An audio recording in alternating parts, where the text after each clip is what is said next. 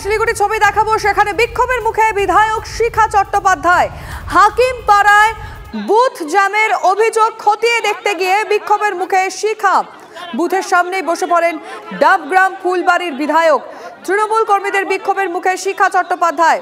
তৃণমূলের বিরুদ্ধে বুথ দখল করে দেদার ছাপ্পার অভিযোগ।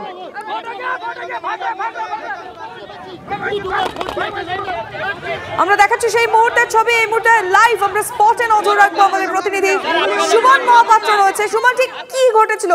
এই যে ব্যক্তির পেছনে দৌড়ে ছোটা হচ্ছে, সবাই মিলে ঘিরে ধরলেন, কি করেছিলেন, কি হয়েছিল ঠিক?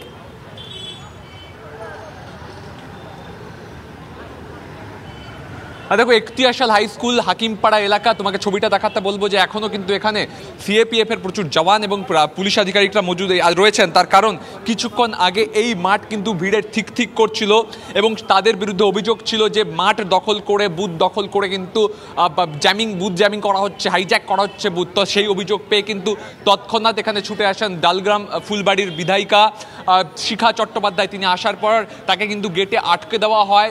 বেশ কয়েকজন তারা নিজেদের তৃণমূল কর্মী সমর্থক পরিচয় দিয়ে বিধায়ক গেটে আটকে দেন। তখন বিধায়ক কিন্তু সামনে একটি চায়ের দোকানে বসে পড়েন। পরবর্তীকালে পাল্টা স্লোগান আমরা শুনতে পাই, জয় শ্রীরামের পাল্টা জয় বাংলা স্লোগান ওঠে এবং বাদানুবাদ একটা পরিস্থিতি তৈরি হয়। তখন একজনকে দেখা যায় সন্দেহভাজন, সে কিন্তু দৌড়ে চলে যাচ্ছে। তাকে চেস করা হলে কোনো মতে ধরা যায় না, কার্যত মাঠ পেরিয়ে এসে দৌড়ে ছুটে চলে যায়। আর অনেকে বলছেন তার নাকি দুটো আঙুলে কালি ছিল, সেটা এখনো বিচার হয়তো আরও খতিয়ে দেখতে হবে। তবে স্বাভাবিকভাবেই যে ছবিটা ধরা পড়ছে যে পুলিশের আধিকারিকরা এবং সিএপিএফ আধিকারিকরা এসে অতিরিক্ত ফোর্স এসে কিন্তু সেই জমায়েত গেটের বাইরে হয়েছিল তা ছত্রভঙ্গ করে। এখন পরিস্থিতি কিছুটা নিয়ন্ত্রণে এলেও কিন্তু তুমি দেখতে পাচ্ছ যে প্রচুর পুলিশ আধিকারিক এবং সিএপিএফ এখানে মজুদ রয়েছে। তার কারণ নতুন করে উত্তপ্ত হওয়ার আশঙ্কা থেকে যাচ্ছে। বিধায়ক তিনি কিন্তু শেষ পর্যন্ত বুথে প্রবেশ করতে পারেননি। জয় শ্রীরাম জয় বাংলা পাল্টা স্লোগানের যে যুদ্ধ হচ্ছিল তারপরে কিন্তু বিধায়ক বেরিয়ে যান। আর তারপরে সেই তুমি দেখতে পাচ্ছ যে ছুটে পালিয়ে যায় সেই ছেলে। একদমই বোঝা গেল সুমন যে পরিস্থিতি এখনো থমথমে, তুমি নজর রাখো। শিলিগুড়িতে বিজেপি বিধায়ক শিখা চট্টোপাধ্যায়কে ঘিরে উত্তেজনা। জলপাইগুড়ি কেন্দ্রের আওতায় থাকা শিলিগুড়ির বুথে যাওয়ার চেষ্টা করেন শিখা। নিজের বিধানসভা এলাকা ছেড়ে কেন শিলিগুড়িতে? প্রশ্ন তুলে বিজেপি বিধায়ককে বাধা পুলিশেরা। তারপরই তুমুল অশান্তি বাধে। শিখাকে বাধা দেওয়ার ঘটনায় অ্যাকশন টেকেন রিপোর্ট চাইল কমিশন। রিটার্নিং অফিসারকে ফোন নির্বাচন কমিশনের কর্তার। প্রার্থী ছাড়া আর কেউ বুথে ঢুকতে পারবেন না, তাই আটক। পুলিশের বক্তব্য কমিশনকে জানালেন রিটার্নিং অফিসার। বিজেপি বিধায়ক শিখা চট্টোপাধ্যায় তিনি যখন এই এলাকায় আসেন তখন কিন্তু বিজেপি কর্মীদের সঙ্গে পুলিশের খণ্ডযুদ্ধের পরিস্থিতি, রীতিমতো মারামারি হচ্ছে পুলিশের সঙ্গে বিজেপি কর্মীদের। এবং মাঝখানে প্রবীণ বিধায়িকা তিনি আটকে পড়েছেন। মহিলা পুলিশরা তারা কিন্তু তাকে সরিয়ে ফেলার চেষ্টা করছেন। অন্যদিকে বিজেপি কর্মীদের সঙ্গে অন্য পুলিশের মারামারি হচ্ছে এবং আমরা দেখতে পাচ্ছি বিশাল হাতাহাতি খণ্ডযুদ্ধের পরিস্থিতি হয়েছে। দেখতে পাচ্ছ পুলিশ আধিকারিকরা তাকে থানায় নিয়ে যেতে চাইছেন। শিখা চট্টোপাধ্যায় বলছেন অ্যারেস্ট ওয়ারেন্ট নিয়ে আসুন। বিজেপি কর্মীদের সাথে পুলিশ আধিকারিকদের মারামারি ধস্তাধস্তি এই মুহূর্তে ধরা পড়ছে। এবং অন্যদিকে তৃণমূল কর্মীরা তারাও কিন্তু স্লোগান দিতে শুরু করেছেন উল্টো দিকে।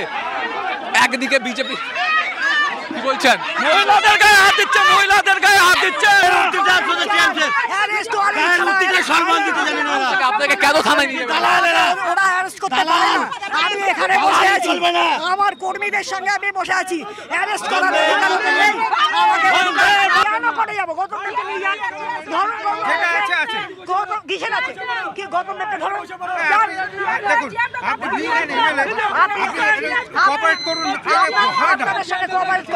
আপনাদের সঙ্গে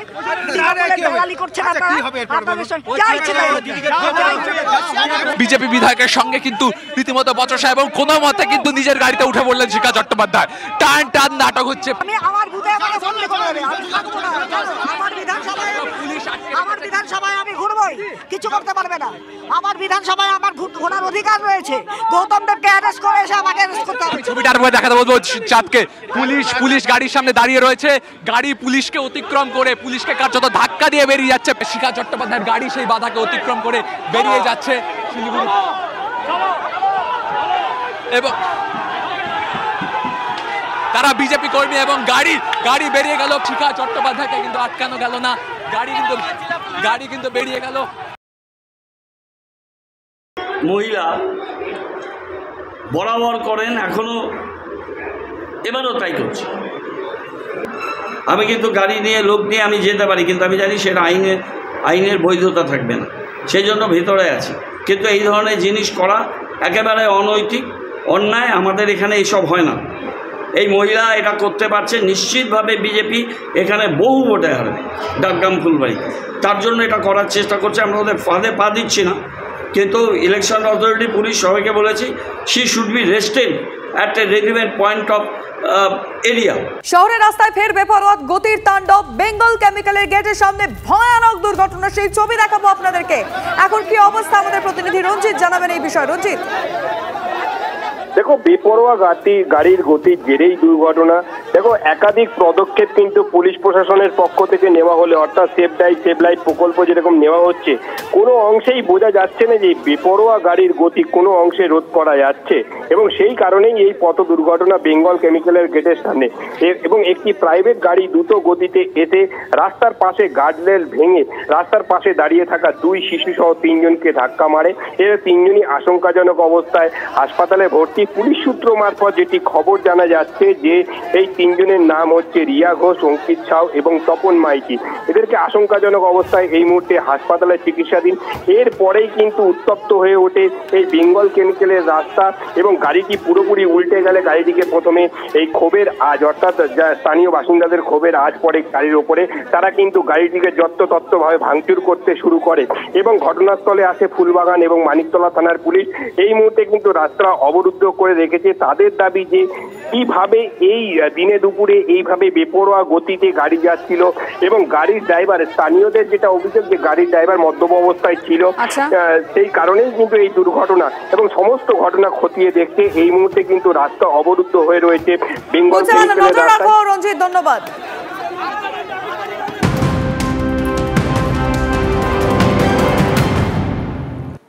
আশঙ্কা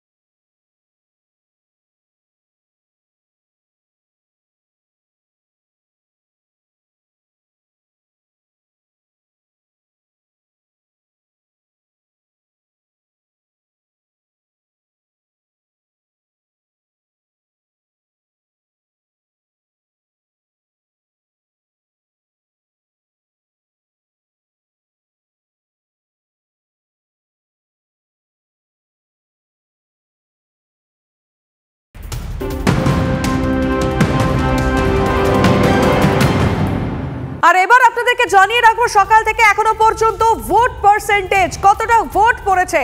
বিকেল 5টা পর্যন্ত আমরা যা জানতে পারছি, জলপাইগুড়িতে ভোট পড়েছে ৭৯.73%, আলিপুরদুয়ারে ভোট পড়েছে ৭৫.54% এবং কোচবিহারে ৭৭.73% ভোট পড়ল।